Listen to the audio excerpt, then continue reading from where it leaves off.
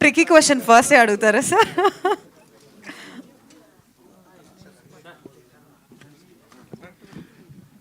అవును పండమ్మ, నువ్వు సుకృతి గారు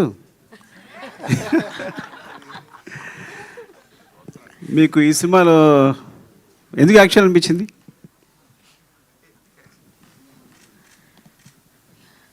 అది కథ చదివినాక నాకు చాలా నచ్చిండే.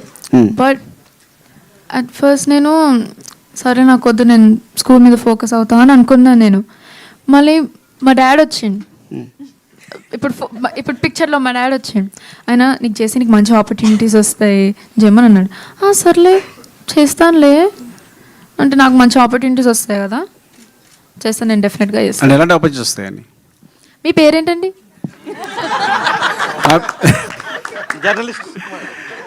నా పేరు సుకృతిస్ డాడ్, సుకృతి వాళ్ళ నాన్నగారు. ఒకేసారి గట్టిగా చెప్పండి.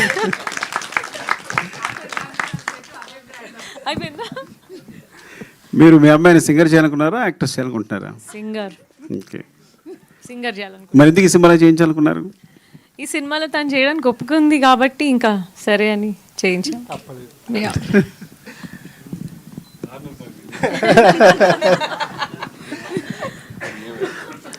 కవిత గారు, యాక్చువల్లీ ఒక డిఫరెంట్, అంటే చాలామంది డైరెక్టర్స్ వైఫ్స్ ఉంటారు, ఒక డిఫరెంట్గా వాళ్ళ హస్బెండ్స్ని సపోర్ట్ చేస్తానో వాళ్ళకి అసిస్ట్ చేస్తానో ఉంటారు.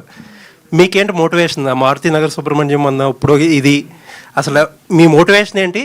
ఇందులో మీ టార్గెట్ ఏంటి ప్రొడ్యూసర్గా? టార్గెట్ ఏం లేదండి. మోటివేషన్ అంటే ఇప్పుడు అంటే ఎలా న్యూ అప్కమింగ్ ఎవరైతే ఉన్నారో వాళ్ళు మంచి మంచి కథలు ఉండొచ్చు, బట్ వాళ్ళకి పాత్ ఉండకపోవచ్చు. లైక్ పెద్ద ప్రొడక్షన్ హౌస్ని రీచ్ అవ్వటానికి కానీ, ఆర్ వాళ్ళ సినిమాని ఎలా వాళ్ళకి బయట ప్రజెంట్ చేయాలని కానీ, అలా ఐడియా లేని అలా ఉన్నా, ఏదైనా మంచి కథ ఉన్నా అలాంటి వాళ్ళని సపోర్ట్ చేయాలన్న ఒక ఇంటెన్షన్తోనే స్టార్ట్ చేశాను యాక్చువల్లీ. సుకుమార్ గారు చాలా సెన్సిటివ్ పర్సన్. స్టార్ట్ అయినప్పుడు చాలా సెన్సిటివ్ కథలని స్టార్ట్ చేసి ఇప్పుడు సినిమాకి కమర్షియల్ ఎక్కువైపోయి పెద్ద పెద్ద బ్యాక్గ్రౌండ్ స్కోర్లు, పెద్ద స్పాన్లు, లేకపోతే యాక్షన్ సీక్వెన్సెస్ అన్నీ అయిపోతున్నాయి. ఇప్పుడు ఆ పాత సుకుమార్, నా సెన్సిటివ్ సుకుమార్ని అంటే ఆన్ స్క్రీన్ ఏమన్నా మిస్ అవుతున్నారా? లేదండి, ఆయన ఇంకా సెన్సిటివ్గానే ఉన్నారు. నైస్ అండి, థ్యాంక్ యూ.